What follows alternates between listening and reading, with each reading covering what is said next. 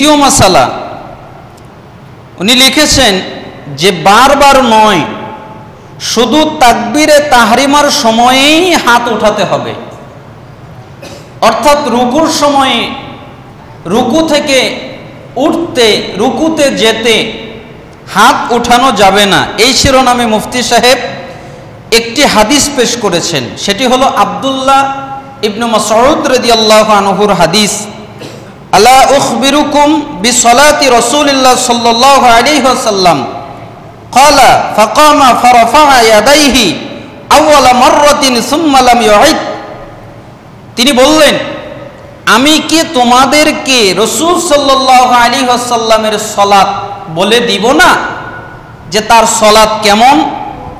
অতঃপর তিনি দাঁড়িয়ে প্রথমবার তাকবীরে তাহরিমার সময় দুই হাত উঠালেন আর হাত উঠাননি। এটা নাসাইর 1025 নম্বর হাদিস।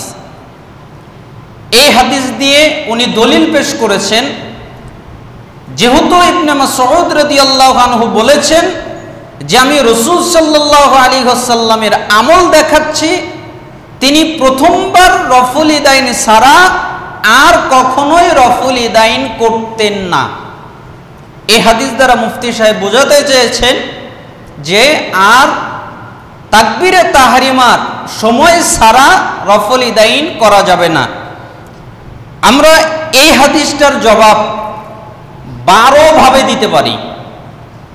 আমাদের কাছে 12টি জবাব আছে এই হাদিসের। এখান থেকে সময়ের সংক্ষিপ্ততার জন্য দুটি জবাব আপনাদেরকে জানিয়ে দিচ্ছি।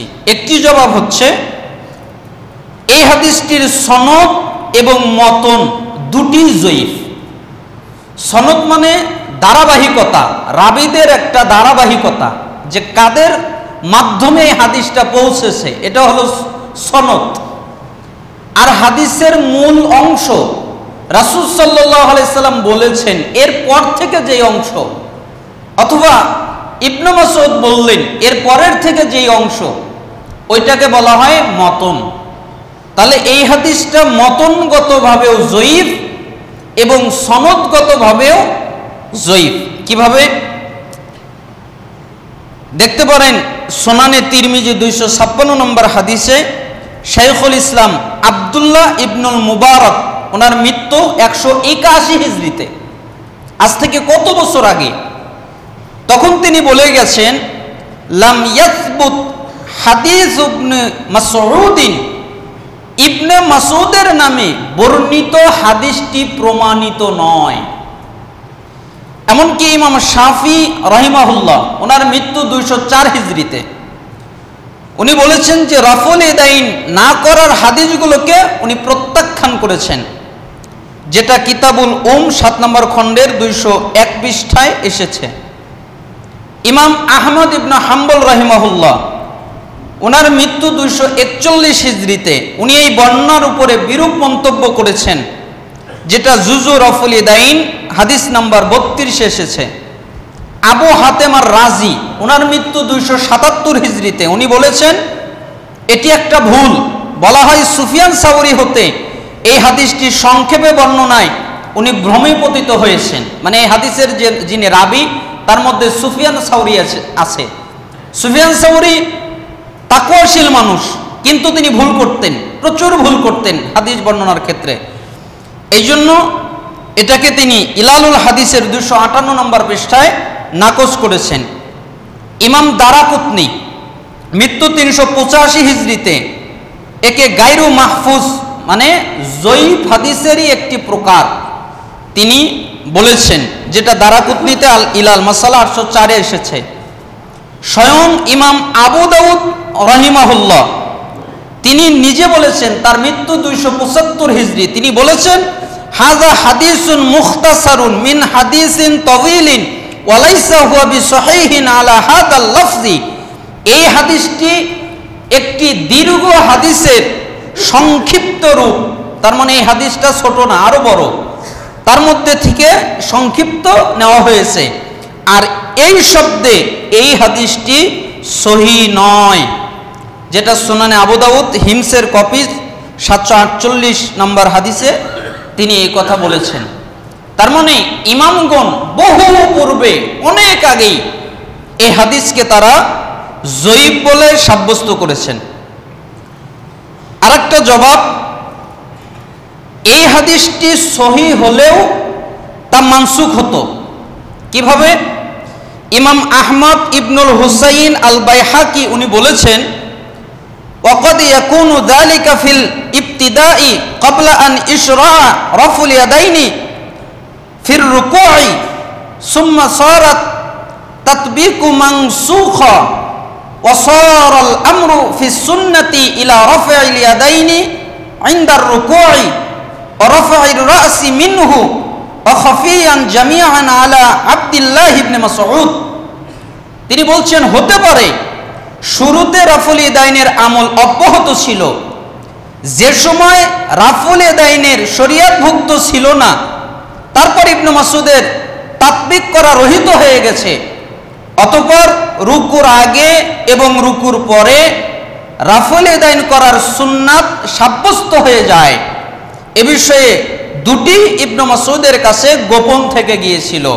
এই কারণে ইবনে মাসউদ বুঝতে পারে নাই, যেটা মারিফাতুস সুনান আল আসার পাণ্ডুলিপি প্রথম খণ্ড 220 নম্বর পৃষ্ঠায় এসেছে। এটি হলো ইলজামি জবাব। নতুবা বাস্তবতা এই যে এই হাদিসটি ইবনে মাসউদ থেকে প্রমাণিতই নয়। উপরিক্ত আলোচনা থেকে আমরা বুঝলাম মুফতি সাহেবের প্রদত্ত হাদিসটি দুটি কারণে গ্রহণযোগ্য নয়। এক নম্বর কারণ হলো এই হাদিসটি সহি নয়।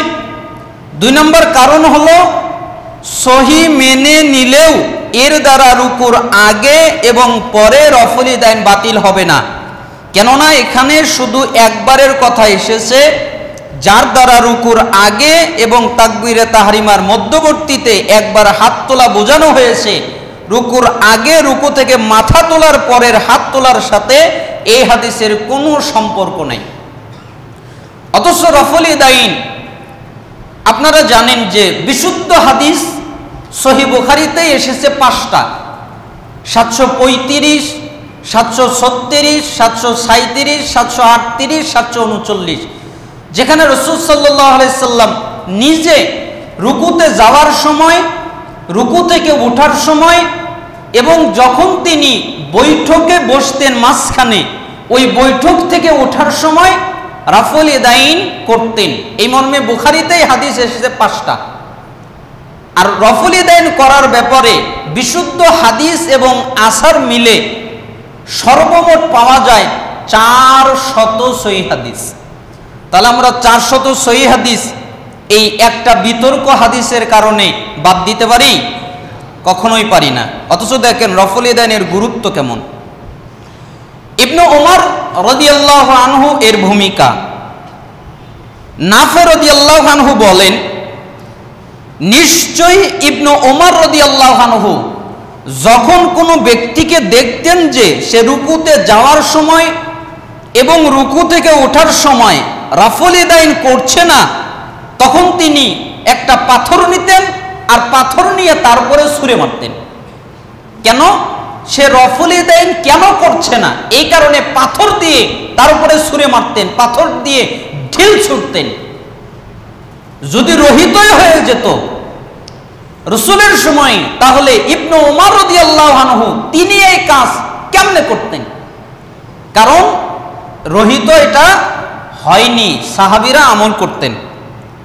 যেটা আমরা ইমাম বুখারী রাফুল ইয়াদাইনের 14 নম্বর হাদিসে পাবো, পৃষ্ঠা 15-তে পাবো, সনদ সহিহ।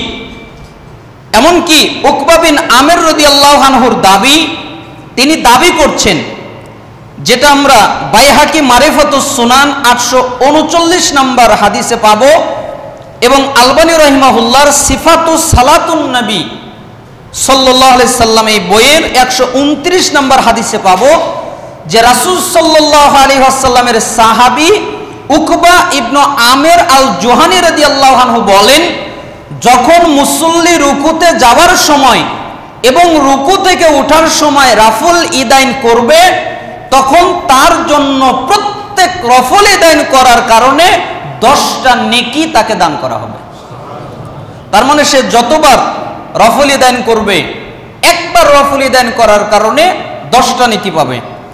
শেখ নাসিরউদ্দিন আলবানী রাহিমাহুল্লাহ এই হাদিসটি পেশ করার পর উনি বললেন, এই কথার সাক্ষী হাদিসে কুৎসিতে আছে, কারণ রাসূল সাল্লাল্লাহু আলাইহি ওয়াসাল্লাম আল্লাহ থেকে বর্ণনা করেছেন যে আল্লাহ তাআলা বলেছেন, যে ব্যক্তি একটা নেকির কাজ করার ইচ্ছা পোষণ করবে অতঃপর তা করে ফেলবে, আল্লাহ তাআলা তার জন্য 10 থেকে 700 গুণ পর্যন্ত নেকি দান করবেন। এই জন্য আলবানী রাহিমাহুল্লাহ তিনি বলতেন যে রফল দান করার কারণে তার 10টা নেকি হবে, আবার এটার কারণে তার নেকি বাড়তেও পারে, 700 গুণ পর্যন্ত যেতে পারে। ইমাম বুখারীর উস্তাদ আলী ইবনুল মাদিনী, ওনার জন্ম হলো 161 হিজরিতে আর মৃত্যু হলো 234 হিজরিতে। উনি বলেন, ইবনে ওমর রাদিয়াল্লাহু আনহুর বর্ণিত এই হাদিস সম্পর্কে বলতে গিয়ে উনি বলেন যে এই হাদিস আমার নিকটে সমগ্র উম্মতের জন্য দলিল স্বরূপ। প্রত্যেকে যে এই হাদিস শুনবে তার উপরে আমল করা ওয়াজিব হয়ে যাবে, কারণ এই হাদিসের সনদের মধ্যে কোনো ত্রুটি নাই। হাদিস কোনটা? ইবনে ওমর ঢিল ছুঁড়ে মারতেন যদি রফল দান না করতেন। এই হাদিসের মধ্যে কি নাই? কোনো ত্রুটি নাই। ইমাম বুখারীর উস্তাদ আলী ইবনুল মাদিনী রাহিমাহুল্লাহ তিনি এ কথা বললেন, যেটা তালখিসুল হাবিরের প্রথম খণ্ডের 539 নম্বর পৃষ্ঠায় পাওয়া যায়। ইমাম বুখারী রাহিমাহুল্লাহ তিনি নিজে বলেন, সাহাবীদের মধ্যে কোনো একজনের পক্ষ থেকেও প্রমাণিত হয় নাই তিনি রফল ইয়াদাইন ছেড়ে দিয়েছেন। তিনি আরো বলেন, রাফল ইয়াদাইনের হাদিসের সনদের চেয়ে বিশুদ্ধ আর কোনো সনদ নাই। তার মানে শরীয়তের পক্ষে যতগুলো আমল আছে সমস্ত আমলের ক্ষেত্রে যত বিশুদ্ধ হাদিস বর্ণিত হয়েছে, এই রফল ইয়াদাইন করার মতো বিশুদ্ধ আর কোনো হাদিস নাই। কেন? এক আমলের জন্যই 400 হাদিস প্রমাণিত হয়েছে যে রফল ইয়াদাইন করতে হবে।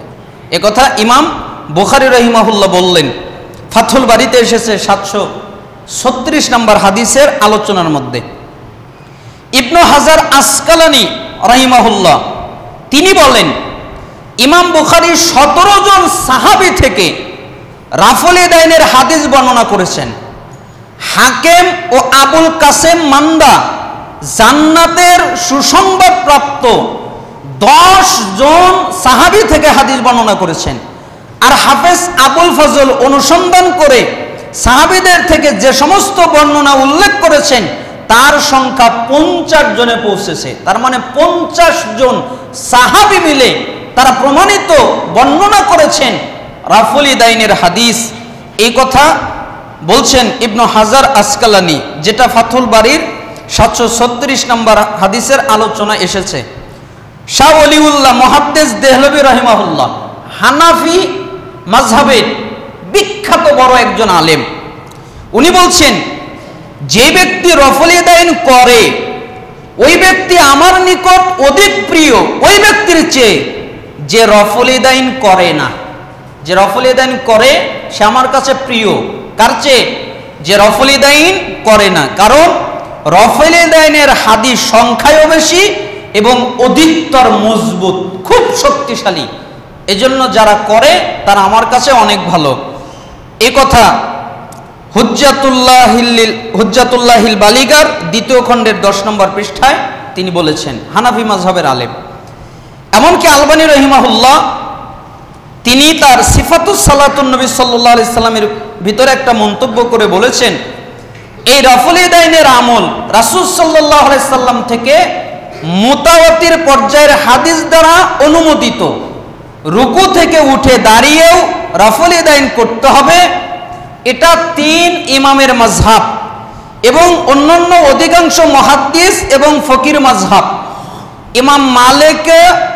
ইমাম মালিক রাহিমাহুল্লাহ এর উপরই, এই আমলের উপরই তিনি মৃত্যুবরণ করেছেন।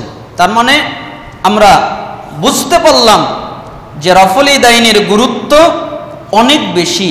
আল্লাহ সুবহানাহু ওয়া তাআলা আমাদেরকে মৃত্যুর আগ পর্যন্ত বিশুদ্ধভাবে রাফুল ইয়াদাইন করে সালাত আদায় করার তৌফিক দান করুন। আমরা যেন বিশুদ্ধভাবে আমাদের সালাতটা আদায় করতে পারি, আর আমাদের সালাতটা যেন আল্লাহ সুবহানাহু ওয়া তাআলার কাছে গ্রহণযোগ্য হয়।